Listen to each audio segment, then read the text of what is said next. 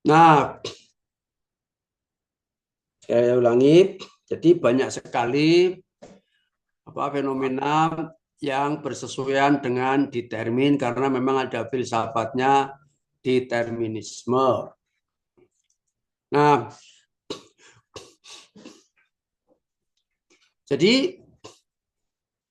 eh, dunia itu tidak mungkin tanpa determin. Hidup tidak mungkin tanpa fenomena determin. Ya, semua ciptaan Tuhan itu berlaku determin. Ya, determin itu adalah ya.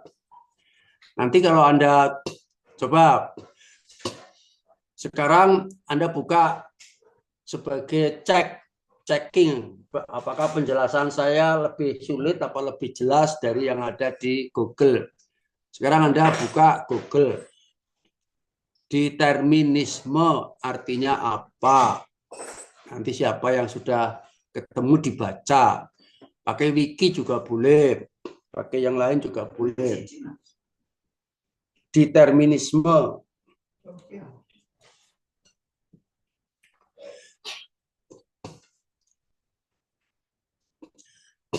Saya Pak. Ara sudah ketemu belum?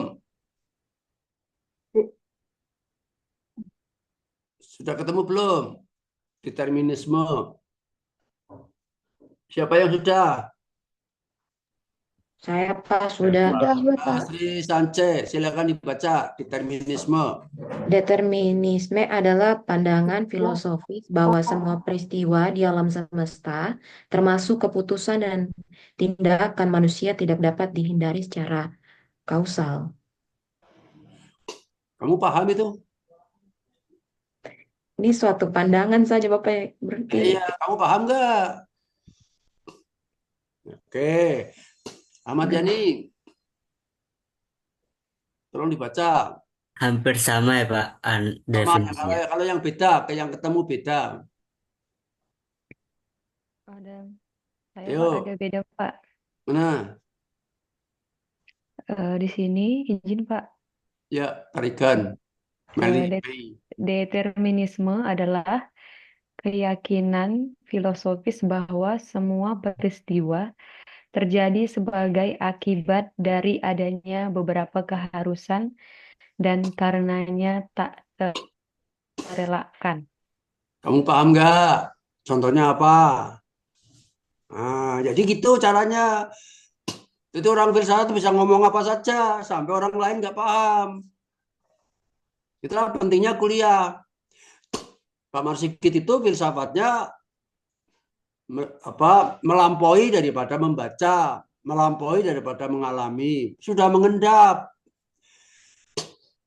Karena sudah mengendap, diungkapkan dengan bahasanya Pak Marsikit sendiri. Maka orang berfilsafat itu terancam. Barang siapa tidak mampu menjelaskan filsafat dengan sejelas-jelasnya sehingga bisa dipahami, maka sebetulnya dia belum paham filsafat. Gitu. Itulah pentingnya, maka tugas Anda membaca buku The Critique of Reason itu, baca semampu-mampunya, sebisa-bisanya. Setelah itu diungkapkan kembali dengan bahasa Anda. Jelek nggak apa-apa, ya, nggak bunyi nggak apa-apa, tapi milik sendiri. Daripada ngambil punya orang, ya, nah, gitu maksudnya. Sekarang ingin nggak saya jelaskan yang determinisme menurut versinya Pak Marsikit? belum Pak. Nah, maka kadang-kadang suatu penjelasan itu agar jelas memerlukan telaah pikiran yang dalam ontologinya. Nah, dalam ontologi tidak cukup, tapi metafisika. Karena metafisika itu tersembunyi. Meta itu setelah fisik yang kelihatan. Setelah yang kelihatan itu apa? Itu metafisika. Maka semua ciptaan Tuhan itu metafisika. Yang aku lihat di layar gambar kamu pakai jilbab hitam, jilbab putih, jilbab biru, itu bukan kamu. Bukan kamu yang ada di depanku, itu bukan kamu. Masa jaraknya cuma 40 cm. Kamu tuh ada di sana, di kos-kosan kok. Nah, ini metafisika itu kayak gitu. Ya, metafisika itu kayak gitu. Jadi dengarkan baik-baik. Determinisme setelah Pak Marsigit membaca, mempelajari, bergulat, pengalaman berkali-kali dan sebagainya, sampai pada kesimpulan metafisik dengan bahasa yang sangat gamblang dan jelas dan singkat.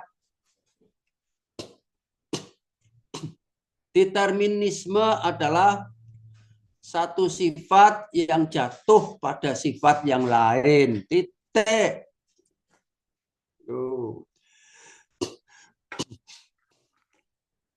Namanya sifat jatuh pada sifat yang lain. Kalau saya melihat kamu, Syarif, kalau aku melihat kamu, itu fenomena determin. Aku melihat dengan cara yang tenang, tapi kamu gelisah, sangat determin. Kan begitu. Nah, orang jatuh itu adalah sifat manusia jatuh ke lantai, itu namanya determin. Sinar matahari menyinari bumi, namanya determin. Telingamu tertimpa suara saya, suara saya keras, sampai kamu geleng-geleng kayak gini, itu namanya determin. Aku panggil namamu, itu namanya determin. Tapi kenapa banyak orang yang nggak paham? Cuma sepele kayak gitu aja kok. Makanya kalau saya memberikan tugas pada kamu, kamu tertimpa tugas saya. Itu namanya determin. Satu sifat jatuh kepada yang lain. Nah, kalau kamu sudah paham, ya boleh kamu pakai bahasamu sendiri, ditaruh di wiki sana. Tapi kalau mengatakannya suatu sifat jatuh pada sifat yang lain, itu Pak Marsigit. Gitu ya, enak toh. Berfilsafat itu kalau paham, kalau enggak ya tambah bingung. Gitu. Jadi jawaban saya itu bukan ngawur. Jawaban ini adalah jawaban filsuf.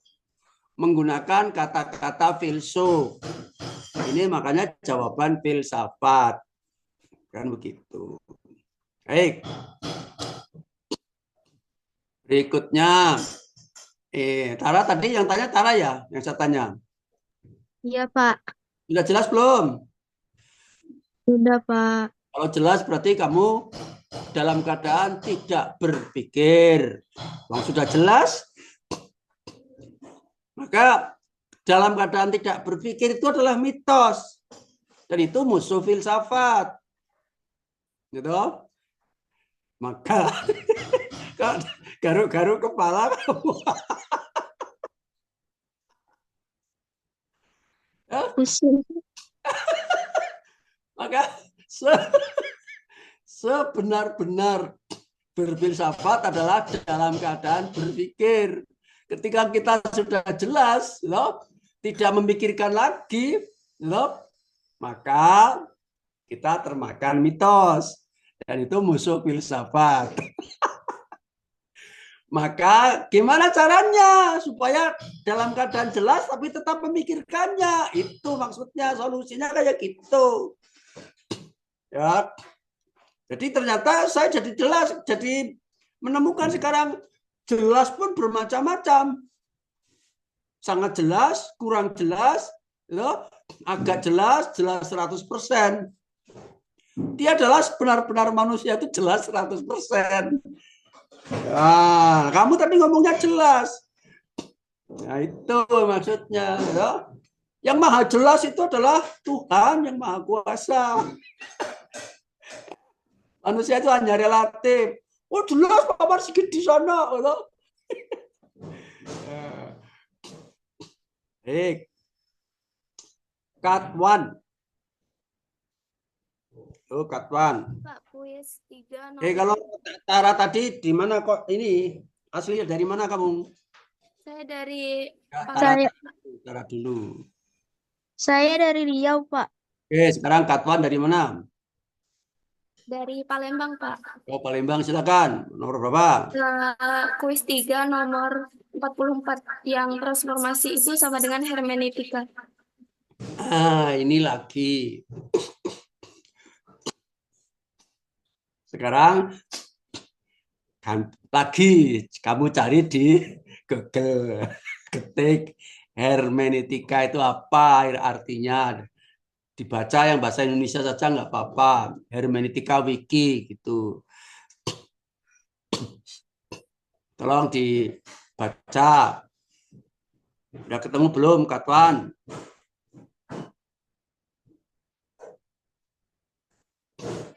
Sudah, Pak. Silakan dibaca, hermeneutika itu apa? Hermeneutika adalah metode untuk membaca teks, memahami makna, dan menafsirkan. Ya, baik. Definisi itu ada yang terlalu sempit, ada yang terlalu luas, ada definisi asli, ada definisi yang sudah berkembang, yang maknanya sudah berubah melalui sejarah. Kan gitu. Nah, oleh karena itu, sekarang yang lain yang menemukan hermeneutika yang selain yang dibaca oleh Katwan tadi apa? Silakan tunjukkan. Izin Pak, saya Anjarwati, silakan. Anjarwati itu dari mana? dari sukunya Ponorogo, Ponorogo, ya, silakan. Yuk, dibaca. tapi tinggalnya di Kalimantan Tengah, Pak. Oh ya, silakan dibaca. Apa hermeneutika? Menurut Wikipedia, hermeneutika adalah cabang filsafat yang mempelajari tentang interpretasi makna. Baik. Itu definisi awal ya. Definisi awal. Sebab sekarang sudah berkembang hermeneutika untuk diterapkan di dalam bidang pendidikan yang lebih luas. Awalnya memang hermeneutika itu maksudnya adalah dulu-dulunya muncul karena membaca teks, membaca buku, kemudian ada ilmu menerjemahkan. Itu. Jadi dulu-dulunya itu istilah-istilah filsafat itu simpel seperti metafisik. Ya. Metafisik itu sejarahnya dari Aristoteles, dia punya buku yang banyak. Bukunya ditata di rak buku. Kemudian ada buku yang fisika, ada yang buku fisik, ada yang buku non-fisik, buku sosial, buku filsafat, dan seterusnya. Aristoteles itu nata buku-buku yang sosial, yang filsafat, dan lain sebagainya itu setelah buku-buku fisik. Maka lahirlah namanya metafisik. Aslinya kayak begitu. Hermeneutika juga begitu. Nah, kalau hermeneutika itu dari zaman Yunani. Ada dewa yang namanya dewa Hermes. Belum ada agama 2000 tahun sebelum Masehi. Agama kan tahun Masehi, tahun 0, tahun 1, agama gereja. Yunani itu belum ada agama. Kalau agama Islam kan abad ke berapa? Kelima ya? Kelima atau 15? Abad kelima. Kalau Islam itu kan abad kelima. Nah, tapi kan kebutuhan mencari kebenaran kan selalu ada. Karena orang Yunani sudah menemukan bahwa ternyata mereka tuh terjebak oleh mitos. Dia menganggap pelangi itu sebagai jembatan para bidadari yang akan turun dari langit ke bumi. Ternyata setelah dicoba-coba, pelangi itu adalah pembiasan sinar. Pakai cermin dicelup air, terus dipantulkan sinar keluar, diterima di tembok, temboknya jadi berwarna-warni pelangi. Kalau kamu nyoba silakan. Nah, maka orang-orang Yunani dulu mau mencari yang benar bagaimana lah. Dia punya keyakinan, punya dewa namanya Dewa Hermes. Lahirlah hermeneutika. Nah, kenapa itu kemudian definisinya ke membaca teks?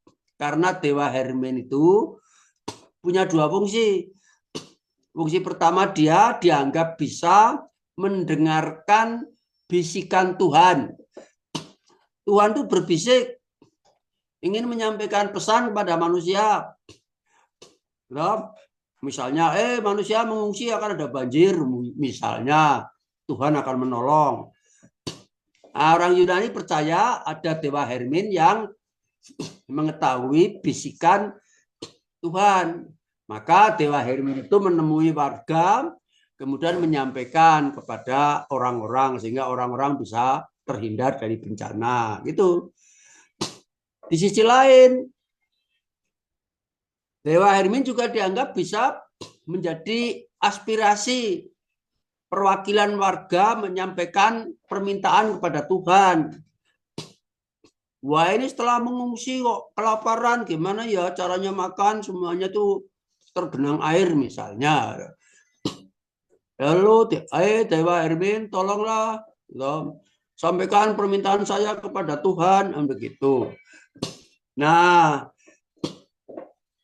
dari kasus itu supaya bisa menjadi umum, maka Pak Marsigit membuat definisi. Definisinya Pak Marsigit sudah 10-an tahun saya tulis. Dan gampang sekali. Definisinya Pak Marsigit yang namanya hermeneutika adalah menerjemahkan dan diterjemahkan. Dalam bahasa Inggrisnya to translate and to be translated. Jadi hidup itu tidak terbebas dari menerjemahkan dan diterjemahkan. Jangankan manusia, binatang, jangankan binatang, tumbuh-tumbuhan, jangankan tumbuh-tumbuhan, batu atau gunung, ya. Nah, gunung atau gunung di tepi pantai itu, pegunungan di tepi pantai yang tinggi itu terjadi gempa. Maka pegunungan itu menerjemahkan, ya. Maka pegunungan menerjemahkan gempa itu dengan cara dia runtuh karena terkena gempa. Kan gitu. Ya. Batu kemudian dipukul dengan martil. Itu artinya apa? Batu itu diterjemahkan. Karena orang itu memukul batu, memang menerjemahkan batu, batu akan saya pukul, nanti bisa dipakai untuk membangun rumah. Kemudian batunya menerjemahkan, setelah dipukul dia memecahkan diri. Jadi batu kecil-kecil. Gitu. Suami istri juga begitu. Suami menerjemahkan istri, istri menerjemahkan suami, lahirlah sebuah anak atau seorang anak. Gitu loh. Kamu itu lahir dari terjemah dan menerjemahkan bapak dan ibumu. Nah, emangnya nggak terasa kamu kalau nggak belajar filsafat. Tanya sana, gimana Pak dulu menerjemahkan ibu? Ibu juga tanya, Bu, kamu pernah dibaca sama bapak ya? Gimana cara menerjemahkan bapak? Itu jangan dikira dosen sama mahasiswa, aku juga menerjemahkan kamu, gitu. Katuan tadi menerjemahkan saya. Oh, Pak Marsiki itu minta saya bertanya. Katuan ngerti, kemudian Katuan bertanya. Setelah Katuan bertanya, Pak Marsikit mendengarkan, Pak Marsikit menerjemahkan, sekarang menerangkan pertanyaan Katuan. Jadi hidup itu adalah terjemahan, menerjemahkan.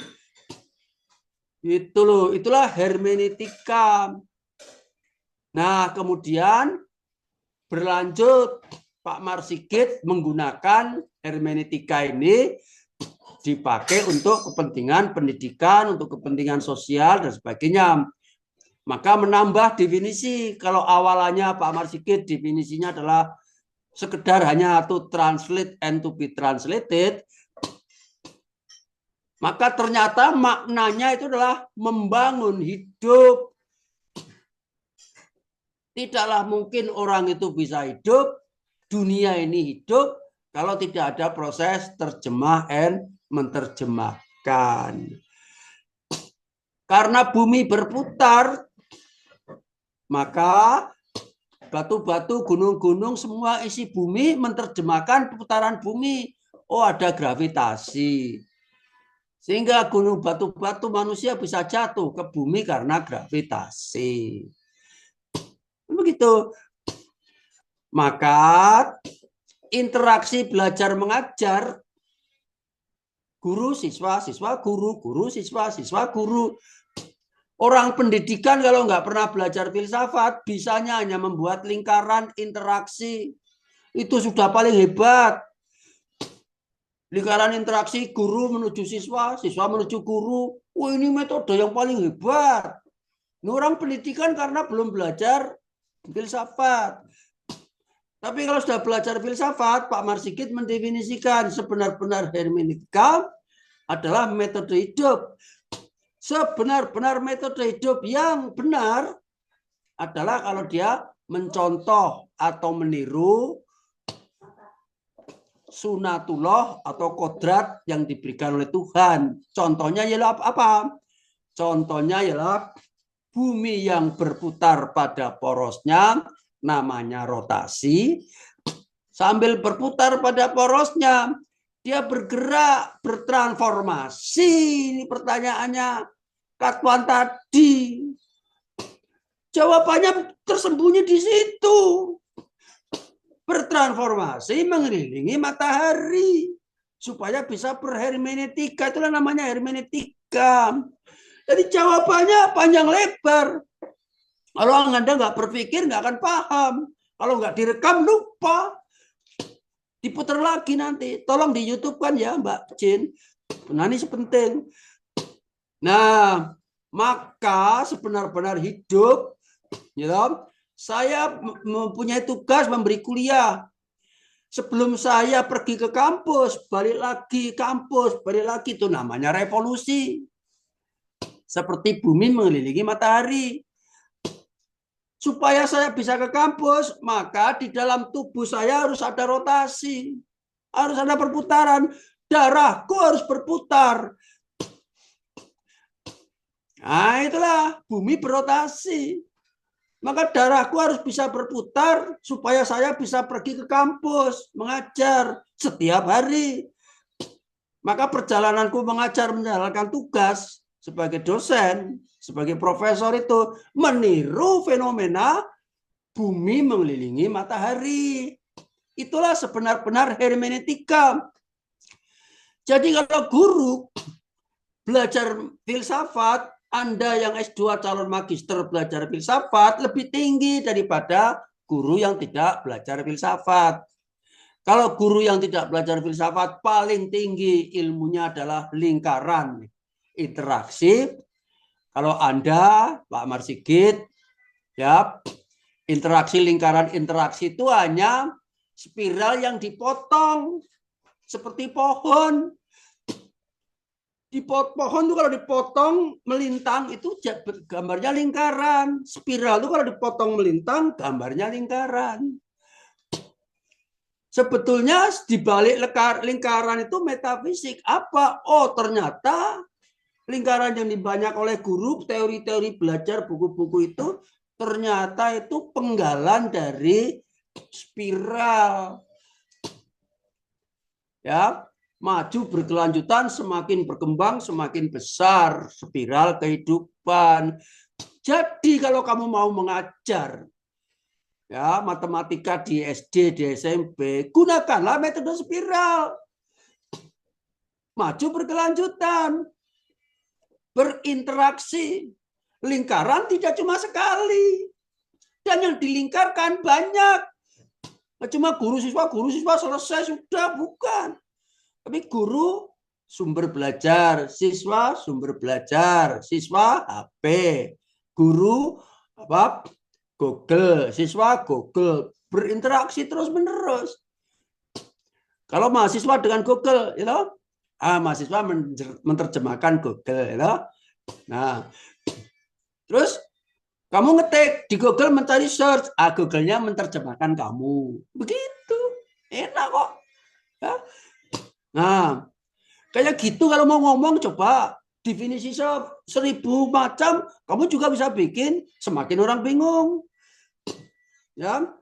Jadi ini jawaban saya ini coba bayangkan, kamu kalau jadi saya, ya satu jawaban saja itu bisa memerlukan waktu penjelasannya 1 jam pelajaran.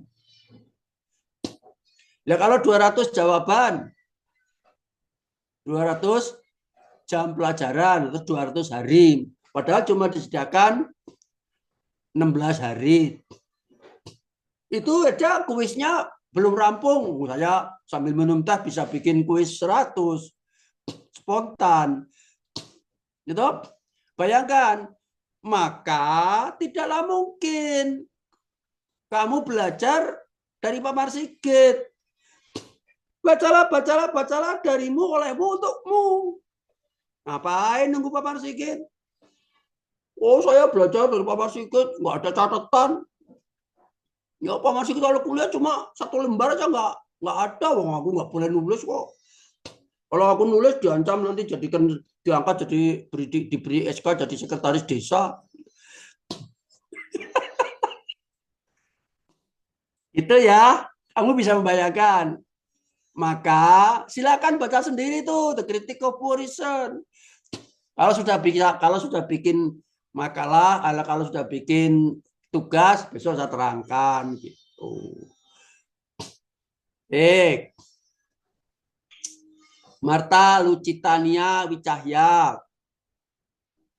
Tanya apa? Sebentar, Pak. Oh, sebentar. Harus ready no. Kamu. Bagian yang ini, Pak. Berapa? Tadi itu di bagian Kuis berapa? kuis 4, Pak. Kuis 4 4. di bagian ada program itu pengada. Nomor berapa? Pengada itu nomor 69, Pak. Oke, lagi sama. Ya, saya terangkan. Objek filsafat. Macam-macam objeknya, tergantung. Objek ketika kita bercanda, atau objek serius, atau objek kalau orang sedang melecehkan atau menghina, filsafat. Cuma kayak gitu-gitu, cuma kayak gitu-gitu. Ada nggak ada. Benar itu salah itu benar. Cuma kayak gitu aja. Itu objeknya orang yang sedang nyinyir. Objek filsafat kayak gitu. Tapi ada objek yang literal, objek yang formal. Objek formal filsafat adalah 1, material, 2, objek formal. Gitu. Objek material itu apa? Substansi. Objek formal itu apa? Wadahnya atau bentuknya. Jadi dunia dan kehidupannya alam semesta itu ternyata hanyalah isi dan wadah. Tidak bisa terbebas. Apakah ada kamu yang bisa melepaskan dari wadah? Kamu sekarang duduk di kamar apa di lapangan? Di kamar, Pak. Kamar itu adalah wadahmu. Gitu?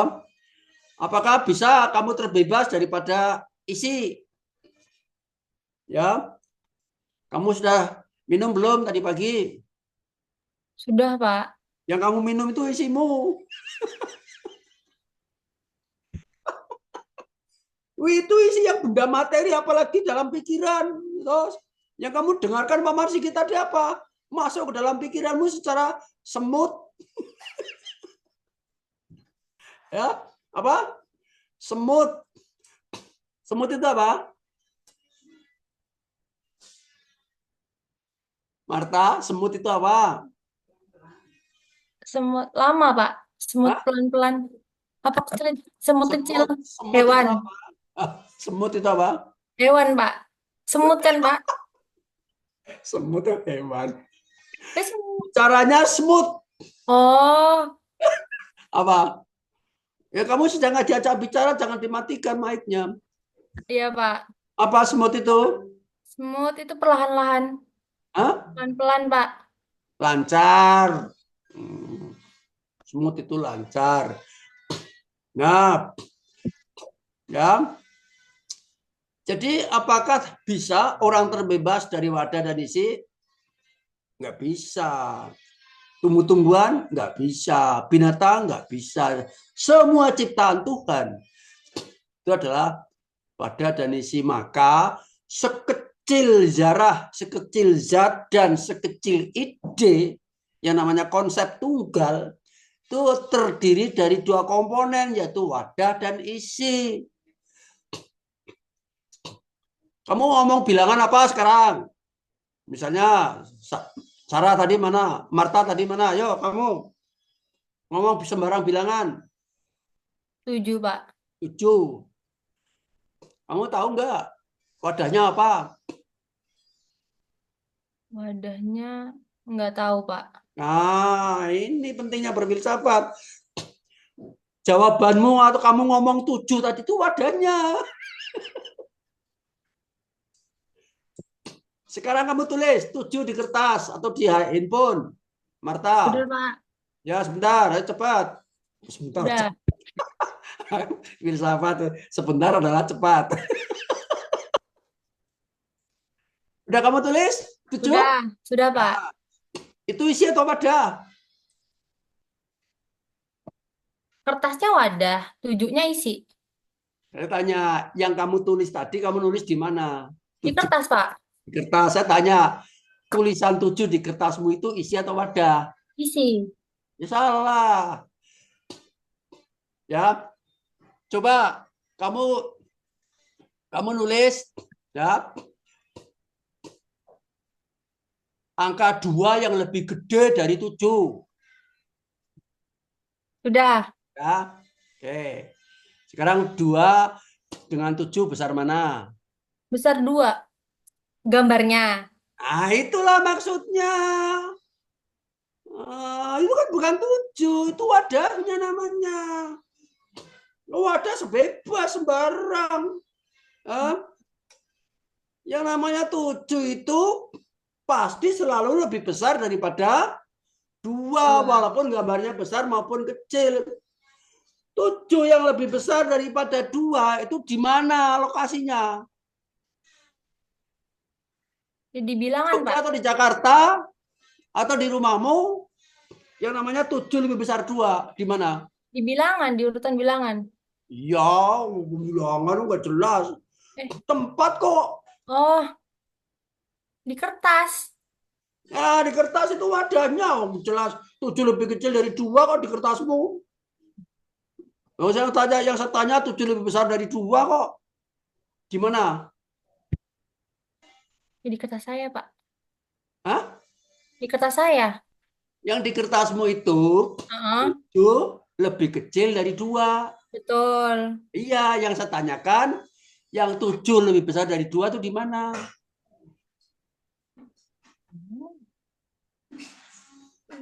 Bingung ya? Bingung, Pak. Oh, bingung tandanya bagus tuh lulus filsafat.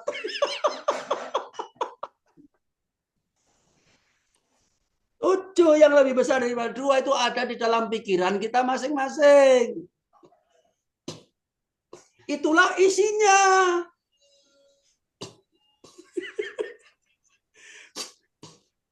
itulah isinya. Ide paling kecil itu terdiri dari wadah dan isi, jangan salah paham. Ya. Cinta, tulis cinta. Wah, aku cinta pada kamu, tulis di kertas. Oh, cinta. Loh kok cintamu kok rusak? Oh, cintamu nggak jelas. Cintamu itu terputus-putus gitu. Apalagi sekarang, loh kok cintamu kok dipakai untuk bungkus tempe? Iya Itu juga. wadahnya. Ya, itu wadahnya. Sebenar-benar cinta itu ada di hatimu. Itu isinya. Maka objek filsafat secara literal itu yang pertama adalah objek formal dulu juga boleh, objek formal yang disebut wadah dan objek material yang disebut isi. Dan semua ciptaan Tuhan tidak bisa terbebas dari wadah dan isi. Ini belum menjawab pertanyaanmu loh. Pertanyaanmu tadi kan, coba nomor berapa tadi? Nomor berapa? Lupa. Marta tadi yang saya tanya. Tadi yang pengada itu nomor apa tadi ya? Kamu tuh mencari aja.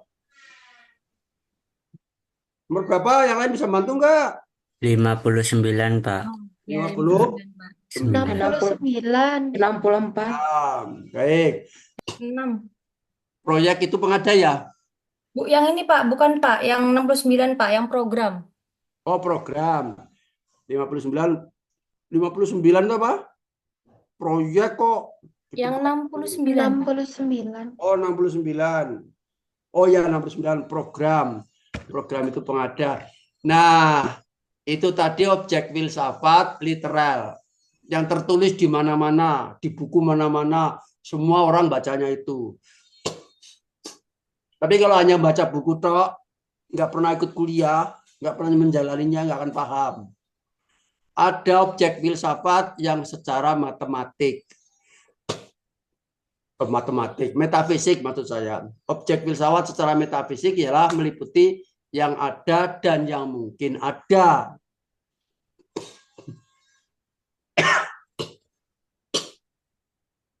Yang ada dan yang mungkin ada. Nah, kamu tahu nggak apa yang saya pegang nih? Marta? Enggak, Pak. Nah, kalau kamu nggak tahu, itu maksudnya ialah kamu mungkin tahu. Tapi belum tentu tahu, tergantung saya. Aku akan tunjukkan atau tidak. Nah, maka pikiranmu itu berkenaan dengan objek filsafat yang ada dan yang mungkin ada. Ada itu artinya ada di dalam pikiranmu. Bukan di rumah calon mertua. Waduh, di rumah calon mertua ntar saya dulu, wah, calon mertua saya sedang pergi. Jadi nggak ada lagi, nggak begitu. Objek filsafat itu adalah meliputi yang ada dan yang mungkin ada. Yang mungkin ada itu apa? Yang ada di luar pikiran. Semua yang ada di luar pikiran yang kita belum tahu itu yang mungkin ada. Sedangkan yang ada itu ada dalam pikiran, tetapi tidak semua yang ada dalam pikiran kita bisa ngerti. Tapi kalau kita ngerti, itu sudah ada dalam pikiran. Itu. Kamu ingin, ini sudah pernah saya praktekkan toh? Di kelas? Yang mana, Pak? Yang ini, apa yang saya pegang? Belum. Oh, kamu ingin tahu nggak? Ingin. Oh, pengen. Nah, sekarang praktek ya. Pegang kepala masing-masing. Oke, sekarang kamu rasakan. Apakah mengetahui atau proses mengerti itu bisa dirasakan nggak pakai tangan? Kalau saya ngetik komputer, wah, apalagi kalau saya ngetik HP pakai mode suara, suaranya tatitu sampai istri saya terbangun. Pak, HP-nya bunyi keras, sengaja membangunkan kamu gitu. Nah, itu memberi masukan supaya HP saya ngerti, saya ketik. Nah, supaya kamu ngerti apa yang saya pegang, apa saya harus mengetik kepala masing-masing? Tik, tik, tik, tik, tik, tik, tik. Enggak loh? Enggak. Oke. Cukup melalui panca indera. Itu maksudnya ciptaan Tuhan melebihi robot. Jangan mentang-mentang bikin robot, kemudian nggak percaya Tuhan. Kebalik itu. Saya ingin tunjukkan ciptaan Tuhan nggak mungkin bisa ditiru oleh robot. Loh? Saking lembutnya, saking halusnya. Mari kita tunjukkan proses bagaimana dari kamu tidak mengerti menjadi mengerti. Mengerti itu bisa derajatnya 0 sampai 100. Hanya bisa ngerti warna, hanya ngerti bentuknya, ngerti namanya dan seterusnya, boleh. Tapi yang penting ngerti. Oke, kita pegang lagi kepala. Belum praktek kok sudah dilepas. Nah, sekarang kamu lihat. Saya beri waktu, beri hitungan mundur. Nanti kalau pas kamu mengerti, itu artinya apa? Yang ada di luar pikiran ini yang saya pegang itu masih ada di luar pikiran, masuk ke kepalamu. Kamu terasa enggak ya? Oke. Siap-siap ya. Apa yang saya pegang, kamu lihat, tahu, perhatikan dari baik-baik. 5, 4. Sarif dipegang kepalanya. Oh, sudah ya. 3, 2, 1, 0. Oh.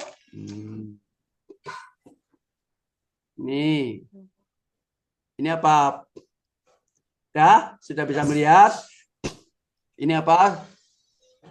Tutup. Botol kecil. Tutup tetes mata. Botol tetes mata kecil. Ya. Ya. Semuanya. Oke. Itu sekarang tutup saya sudah masuk di kepalamu. Akan saya cek sekarang, akan saya buktikan. Anggun, ya, akan saya buktikan. Anggun, yuk. Iya, Prof. Yang saya pegang tadi tutup botol itu warnanya apa?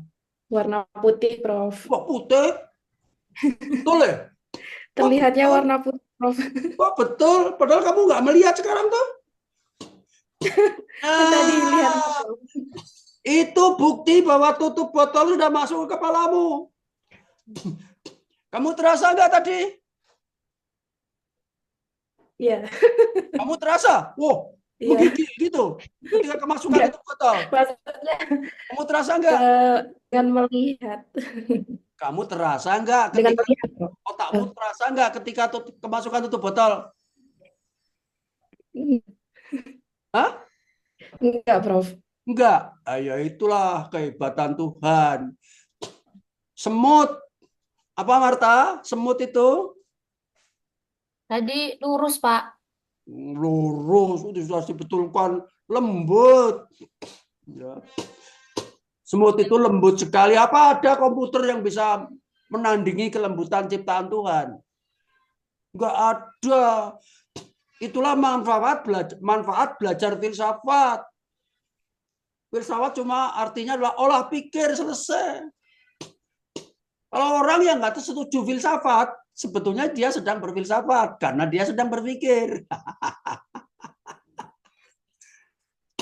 Gitu. Maka sebenar-benar belajar adalah mengadakan dari yang mungkin ada menjadi ada di dalam pikiran. Itu maksud belajar. Itu definisi filsafat. Orang pendidikan saja nggak akan ngerti. Apa arti belajar secara yang benar? Jadi arti belajar secara filsafat adalah mengadakan yang mungkin ada, yang masih berada di luar pikiran, menjadi ada di dalam pikiran. Itu namanya belajar. Gitu. Nah, jadi kata kuncinya objek filsafat secara metafisik ialah ada dan yang mungkin ada. Nah, sekarang kita bicara yang ada. Ada itu 3 serangkai yang saling memperkuat sekaligus saling memperlemah. Saling menguatkan sekaligus saling meniadakan. Apa itu? Ada kamu menjadi mahasiswa, punya kartu mahasiswa, itu namanya kamu ada sebagai mahasiswa di UNY. Tapi kalau kamu nggak pernah masuk kuliah, Pak Marsigit, itulah yang disebut dengan kamu tidak mengada. Walaupun punya kartu mahasiswa, dia ada, tapi dia nggak pernah datang kuliah dan dia tidak pernah mengada. Ya, maka tidak akan pernah bikin tugas. Bikin tugas, menghasilkan tugas, itu namanya pengada. Nah, jadi kalau mahasiswa, walaupun dia punya kartu mahasiswa, kuliah Pak Marsigit terus, tapi nggak mau bikin tugas, tidak lulus. Artinya dianggap tidak ada. Nah, error bagi dirimu nilainya E. Atau kalau dari Pak Marsigit itu perhatian. Jangan pergi dulu kamu belum lulus kuliah saya. Besok ikut kuliah lagi ya. Tahun depan gitu. Itu nilai E maknanya kayak gitu. Gitu. Nah, kalau kuliah Pak Marsigit gampang. Begitu ketemu dengan Pak Marsigit sudah nilainya sudah A kok. Amanah. Kalau nggak masuk, kurangi. Ya. Nggak bikin tugas, kurangi. Nggak masuk 5 kali, kurang 5 kali, jadilah E. Gampang. Gitu. Nah, jadi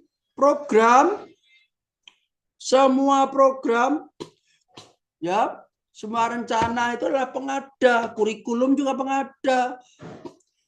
Maka, kalau sudah kita teliti kembali, sebenar-benar pengada itu adalah ada dan mengada. Sebenar-benar ada itu harus mengada dan pengada. Karena apa? Kalau kamu ada, hanya kamu sebagai mahasiswa punya kartu mahasiswa, tapi nggak ada, nggak pernah mengada, nggak pernah datang, apalagi nggak pernah mengerjakan tugas, nggak pernah sebagai pengada, maka keberadaanmu diancam, DO. Yang mengaku ada berubah jadi tidak ada, gitu maksudnya. Ini penjelasan pertanyaan yang satu seperti itu. Bayangkan kamu kalau bayangkan sebagai saya, itu ini baru 3 pertanyaan loh, sudah 1 jam pelajaran. Padahal nanti malam aku pikir-pikir masih bikin kuis lagi untuk kamu, biarin tambah pusing, gitu. Ya. Dan aku mau bikin warning. Kuis tidak bisa dihafalkan. Saya ingin tahu, kamu tahu nggak? Ingin tahu rahasia kuis nggak? Supaya bisa jawab, ingin tahu rahasianya. Yang pertama rahasia kuis. Kuis tidak bisa dihafalkan. Kuis tidak untuk dihafalkan, tapi untuk dimengerti. Kuis itu adalah salah. Oh, bingung toh kamu? Bingung. Kuis itu salah. Sebab apa? Jawabannya cuma 1. Filsafat itu jawabannya ialah seluruh dunia. Semuanya. Ya. Dan jawaban tidak penting. Yang penting apa? Penjelasannya. Kamu jawab apa boleh. Contoh. Sekarang. Jadi ini kuis ini besok akan saya tanyakan lagi. Tapi saya minta jawaban yang lain. Gitu loh. Sama saja kalau saya pergi ke Jakarta, naik kereta, Pak Marsigit mau kemana? Purworejo? Betul? Betul. Mau ke Purwokerto? Betul? Betul. Mau ke Cirebon? Betul? Betul. Ke Bekasi? Betul? Betul. Ke Jakarta? Sangat betul. Contoh, yang tadi pertanyaannya 69 tadi, program. Program selain pengada, jawabannya ada lagi yang lebih hebat lagi. Ya. Kamu ingin tahu nggak bocorannya? Itu jawaban besok. Ya. Oke.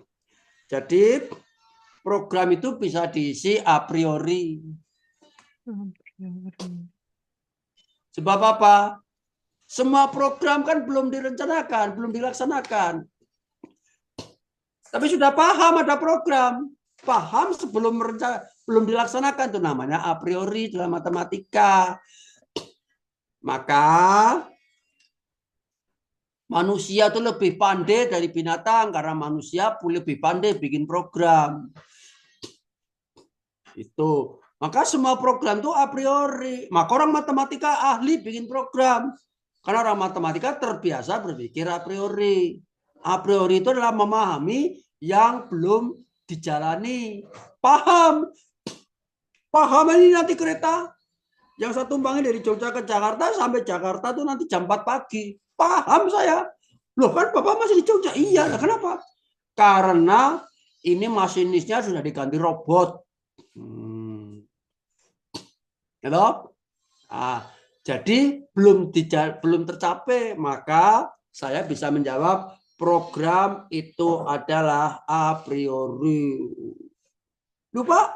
Kok ini kok jawabannya kok pengada? Suka-suka. Oh, sekarang saya lagi suka pengada kok. Mas saya kan ngomong jawaban itu nggak penting. Yang penting itu penjelasannya. Pusing ya? Pusing nggak? Ya. Si tadi mana tadi yang saya ajak bicara yang terakhir apa? Tadi mana? Ini. Marta. Ya, Pak. Udah jelas belum? Sedikit, Pak. Pinter kamu, waspada ya. Oh jelas Pak. Oh kamu mitos. Termakan mitos kamu. Oh, di kuliah saya jangan dimutlak-mutlakan kayak gitu. Enggak ada orang paling jelas 100% gitu. Baik. Demikian Saudara. Ya, tunggu info-info selanjutnya. Nanti tolong ya Mas itu bisa di Mbak Jin ya. Jin di tayang link YouTube-nya ditaruh kirim ke Jabri saya, nanti setelah kirim ke Jabri akan saya tayangkan di grup ini gitu, supaya bisa diputar lagi gitu. Baik, saya harapkan Anda semuanya tetap semangat ya, tetap sehat, murah rezeki, lancar, selalu dalam keadaan dilindungi oleh Tuhan yang Maha Kuasa. Sukses lahir batin dunia dan akhiratnya. Saya minta maaf kalau ada kesalahan dan kekurangannya. Marilah kita akhiri kuliah kita dengan berdoa menurut agama kita masing-masing. Disilakan. Cukup. Assalamualaikum warahmatullahi wabarakatuh. Waalaikumsalam Waalaikumsalam warahmatullahi warahmatullahi Sampai jumpa minggu yang akan datang. Yuk. Baik, Pak. Terima kasih. Terima kasih, Pak. wabarakatuh.